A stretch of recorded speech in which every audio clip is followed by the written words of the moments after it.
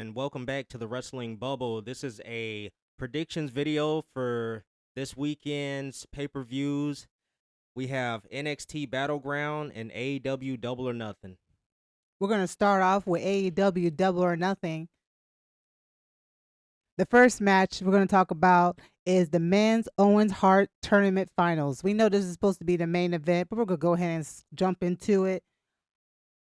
This one's a little pickle, but I will have to go Hangman because Hangman has been waiting 2 years or longer, and it's like, for goodness sake, can we just put a belt on him and just give him a second try to see how he will do it? If you want anyone to take the belt off of John Moxley, it should be Hangman, and then you can revisit Swerve versus Hangman. Okay, I hear you out. Mind you, people, we are going to try and keep this video short. We are recording this before Friday Night SmackDown, which we will be going live for a watch-along. So I have Will Ospreay over Hangman Adam Page. And yes, you brought up his first title reign, right? Which was very boring. It was. Okay. His story leading up to his title, challenging the champ, etc., that was good. But once he got the belt, it was a wrap. Hangman put everybody to sleep. I'm pretty sure the ratings weren't as good as they should have been, except with segments with like Punk and, a couple other people. But yeah. All right, so next up we have the Women's Owen Hart Tournament Finals. Jamie Hayter versus Mercedes Moné. Mercedes Moné. I got Jamie Hayter. And yes, both of my picks is wishful thinking. But knowing Tony Khan, he'll have Hangman Page win, and then he'll have Mercedes Moné win. But I got Jamie Hayter. It's time for some haterade up in here. I agree. It's been too long. Jamie Hayter went from the pre-show at All In, and now she's working Finally her way back up to the top. Exactly. I like it. About time we put some respect on it. But we're going to see how much respect she really get after this match. Okay, because Exactly. hopefully she doesn't end up like Megan Bain. That's Mhm. another topic for another video, and it will be coming soon.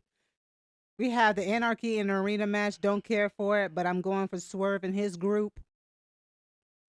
Yeah, I got Swerve and the Ops winning this. So not too much to really say. We got a preview of how chaotic the match is gonna be on Dynamite. So yeah, I got Swerve and the Ops. Moving on, we got AEW's Women's World Championship, Toni Storm versus Mina Shirakawa. Mina. You really think Mina's gonna win? Yeah, because that's his new toy. Why not? I don't see it happening because Jamie Hayter or Mercedes Moné has to dethrone Toni Storm. And for Mina to win it right now, it wouldn't mean much if either one of them beat Mina Shirakawa to win the belt. True, but like I said, it's his new toy. I think we'll just get a really good match from them. Yeah, of course. Most definitely.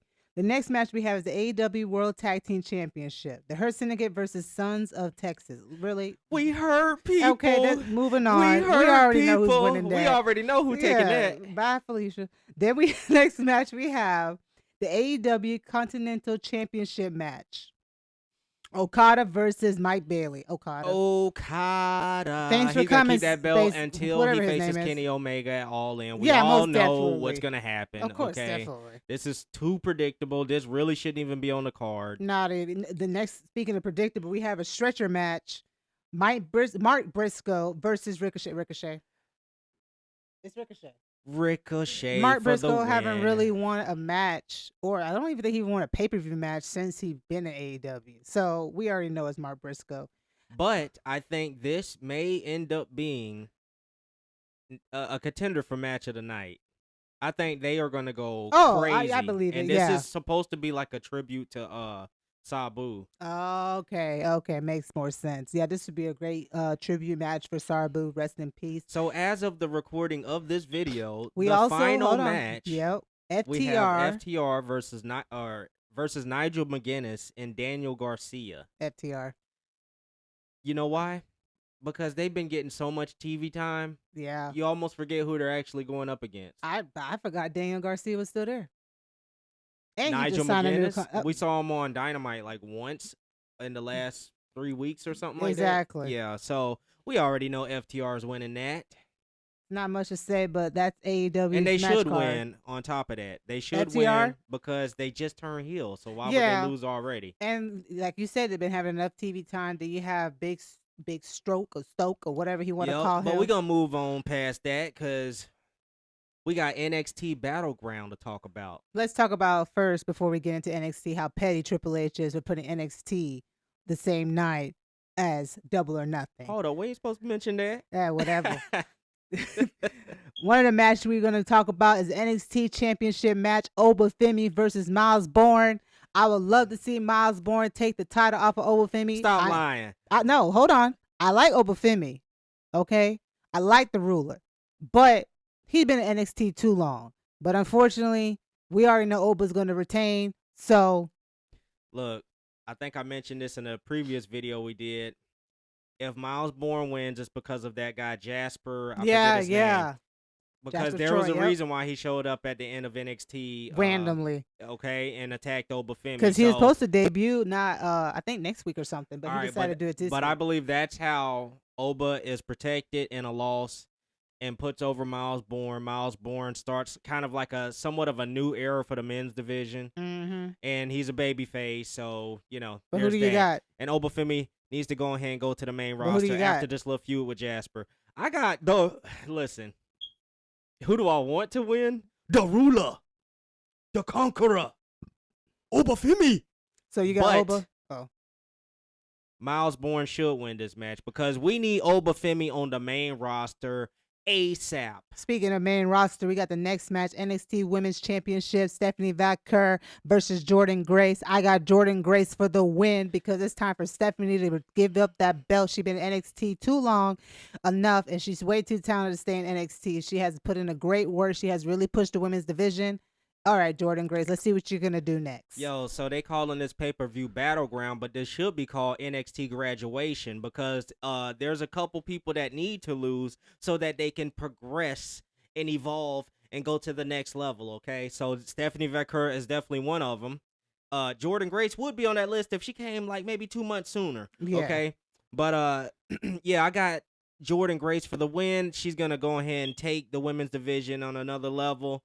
And just so we can get some fresh faces, I see Jada Parker definitely contending, competing with Jordynne Grace. I see it. A couple other, Fallon Henley, some of them that haven't really, they're starting to get a little bit more TV time and singles pushes and stuff like that. So, I got Jordynne Grace. Stephanie Vaquer, we'll love you, have you on Monday Night Raw. Full time, thank you very much.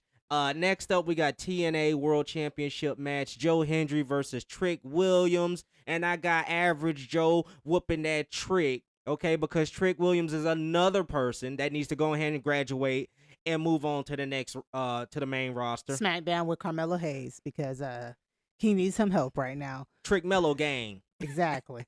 Next, we have the NXT Women's North American Championship match, Sol Ruca versus Kalani Jordan. Sol Ruca, Kalani, you had your time is up. Her time is now. Yeah, I got Sol Ruca, honestly. She just got that title. She's got the little storyline with Zarya going. If Kalani was to win this, it's only so that we can get Sol Ruca versus Zarya, and then maybe Sol Ruca gets called up. Who knows? Because she's been down there for a minute, too. Yeah, she's moving up to probably SmackDown. The next match we have is Tony D'Angelo versus Stats. I'm going with Stats. Tony D'Angelo, his time is up. He's about to move up to the main roster, looking like it's going to be SmackDown.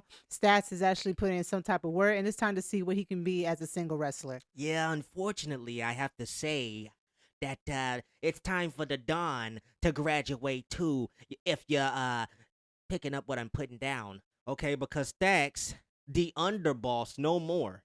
Stacks wants to become the Don of NXT, okay? This is Stacks' time. I got Stacks Lorenzo for the win. Capiche? And we got one more match. We got Josh Briggs and Hank and Tank versus The Culling. Who you got for this one? The Culling. It's time for the I like Hank and Tank. They won the belt. It was a great, match, great celebration, but I'm looking for fresh faces. They really haven't been doing anything since they won the belt. And Josh Briggs, let's be honest, he's boring. Mind you, this is a trios match. So Hank and Tank could lose and they'd be perfectly fine. No, especially they'd be fine. If Josh Briggs takes the pin. Okay, but at the same time, his partner could be coming back. I mean, I would like that, but I don't want his partner being with Josh Briggs. But you know what? I would love for his partner to come back and turn heel. I could see Josh Briggs turning heel on him. Yeah, but we've had a heel Josh Briggs before, and it was boring. Well, I feel like this round, just like the babyface I think this round of him turning heel will be better because I have a feeling you can tell Shawn Spears is slowly, somewhat trying to recruit him.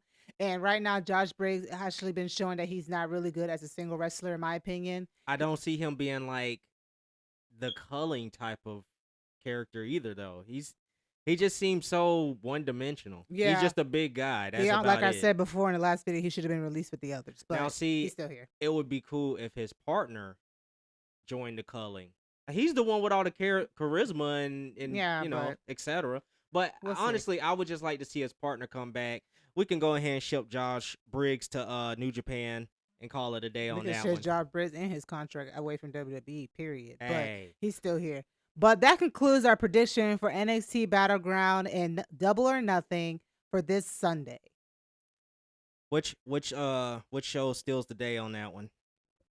You know what?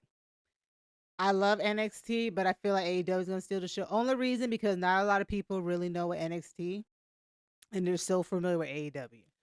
And plus, AEW has the best in-ring product, bruv. We'll see about that. They have the best in-ring talent, So if you want to watch a 6-hour pay-per-view AEW, if you want to watch a pay-per-view that's going to draw you and actually make you stay awake and not like an hour match each match, you got NXT Battleground. Uh-huh. And one time for the Hangman. Once again, thank you for tuning in with a TWB. Let us know what your prediction for NXT Battleground and also AEW Double or Nothing.